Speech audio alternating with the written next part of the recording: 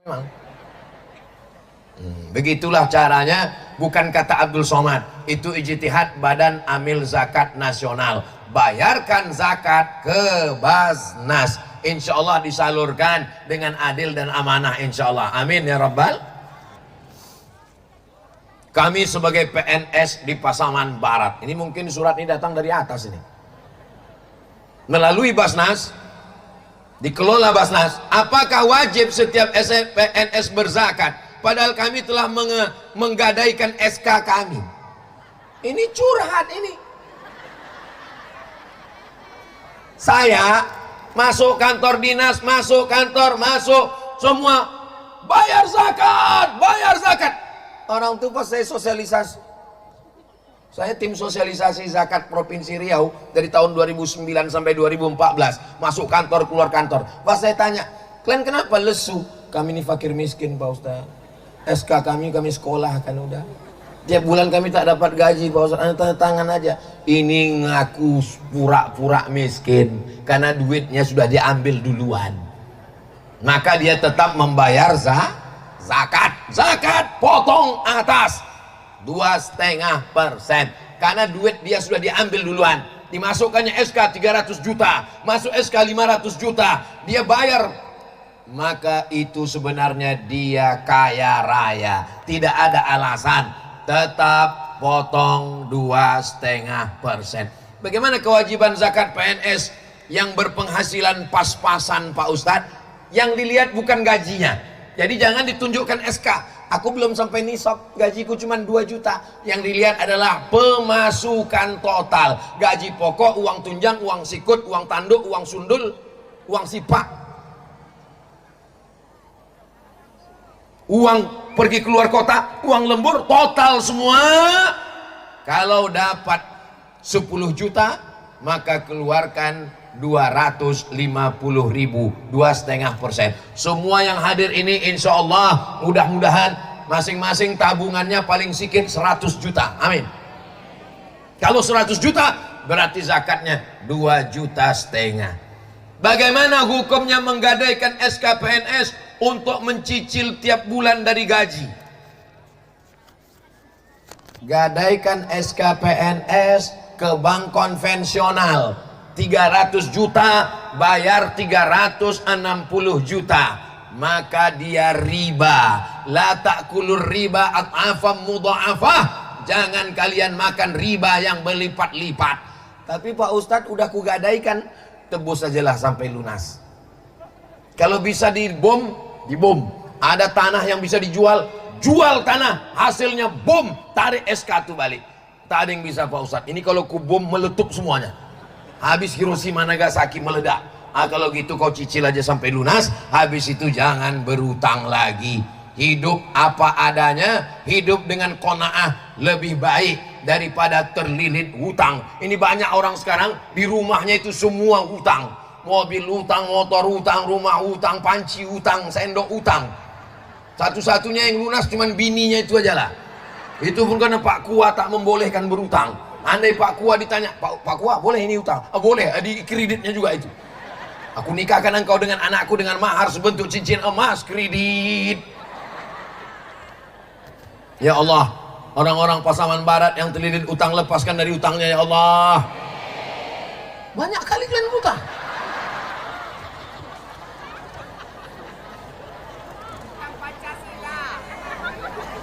Sebagai PNS, banyak di antara kami yang sanggup berpoligami.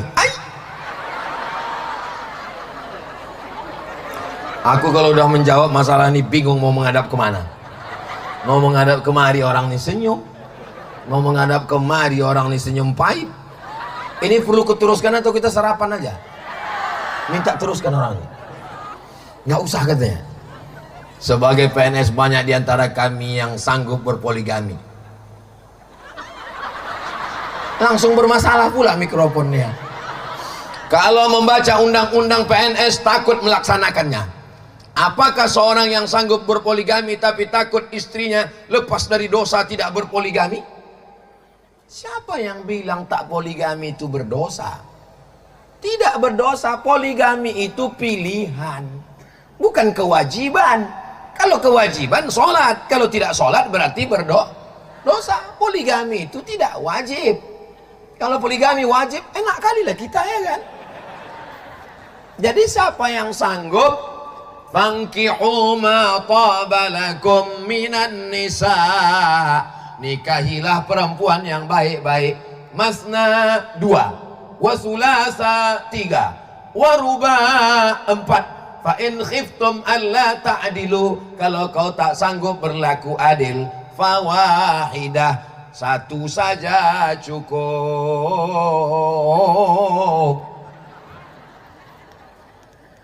Poligami ini seperti pintu pesawat, pintu emergensi. Ketika kita naik pesawat, apa kata pramugari? Ladies and gentlemen, kepala beku ditempel semen. Kehilangan anak, nama Aza, umur 2 tahun, laki-laki. Ibunya tak tahu siapa namanya. Ibunya tak tahu siapa namanya.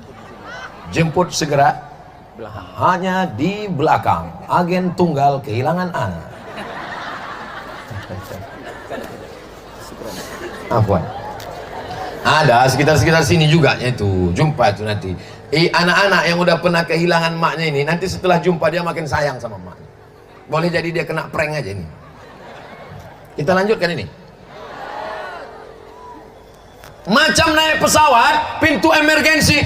Kata pramugari, nanti kita akan naik dan turun dari pintu ini. Pintunya cuma di sini. Tapi andai pesawat ini meletup, andai tiba-tiba masuk jurang, andai tiba-tiba masuk ke laut, maka ada satu pintu emergensi yang bisa dibuka. Begitu juga dengan kita. Kalau normal-normal saja cukup 1.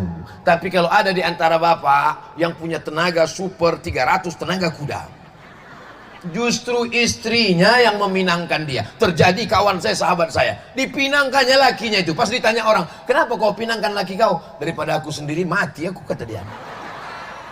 Dipilihkannya yang baik, yang solihah. Jangan dibiarkan dia berzina daripada dia poligami. Bagus dia berzina, Pak Ustaz. Oh, tidak begitu. Ibu tinggal di negara kesatuan Republik Indonesia. Jangan takut suami ibu tiba-tiba menikah, karena bapak kuat tidak akan mungkin menikahkan bapak tanpa ada surat persetujuan ibu. Makanya ibu sebelum tidur malam periksa di dekat-dekat tempat tidur itu, jangan sampai ada kertas, pena dan matris 10.000. Karena mereka tak bisa nikah kalau tidak ada surat itu. Mesti ada pernyataan, saya yang bertanda tangan di bawah ini, aku rela dia begini sekali lagi. Setelah itu baru surat itu dibawa ke pengadilan. Bapak ketua PNPA, pengadilan agama, ada gambarnya sebelah. Nah, itu tengok, ketua pengadilan agama Talu, Bapak Rinaldi MSHI, sarjana hukum Islam. Lalu Pak PA hakim bertanya, wahai ibu, betul, apakah ibu betul tanda tangan setuju istrinya menikah lagi? Betul. Betul ini surat ibu? Betul. Betul ibu yang tanda tangan? Betul. Tidak ada paksa. Cepat aja lah Pak Hakim, aku makin panas hatiku ini. Kalau paksa barulah bisa menikah lagi. Faman kana minkum faman lam yastati, siapa yang tak sanggup, fawahidah, maka cukup 1. Mudah-mudahan yang 1 itu barokah, solihah, baik, lahirlah anak-anak penghafal Quran, mujahid fisabilillah, menjadi keluarga yang sakinah, mawaddah, warahmah, insyaallah. Amin ya rabbal alamin. Memang hebat settingan waktunya ini. Pas jam 7.15 panas terik pun datang. Ini kalau diteruskan ini macam padang mahsyar ini. Astaghfirullah rabbal baraya, astaghfirullah minal khataya, rabbi zidni ilman nafi'ah ووافقني عملا صالحا يا رسول الله سلام عليك يا رفيع الشأن أطفأت يا جيرة العالمين يا أهيل judi wal karami ya uhailal judi wal karami. Puncak dari tabligh akbar bukan ceramahnya, bukan tausiahnya, tapi pada doanya. Mari kita aminkan doa guru kita Ustadz Jalfatullah, guru kita alumni Al-Azhar Kairo, Ustadz Jalfatullah, ulama yang istiqamah, sahabat, guru kita semua. Mudah-mudahan doa kita ini diijabah oleh Allah Subhanahu wa taala. Allah jadikan Pasaman Barat baldatun thayyibatun wa rabbun ghafur. Allah jadikan anak kita penghafal Quran, istiqamah iman dan Islam. Ala hadhihi niyyah wa kulli niyatin salihah. Al-Fatihah. A'udzu billahi minasy syaithanir rajim. Bismillahirrahmanirrahim. Alhamdulillahi rabbil alamin. Arrahmanir rahim. Maliki yaumiddin. Iyyaka na'budu wa iyyaka nasta'in. Ihdinas siratal mustaqim. Siratal ladzina an'amta 'alaihim ghairil maghdubi 'alaihim waladdallin. Amin. Fadhal Ustaz.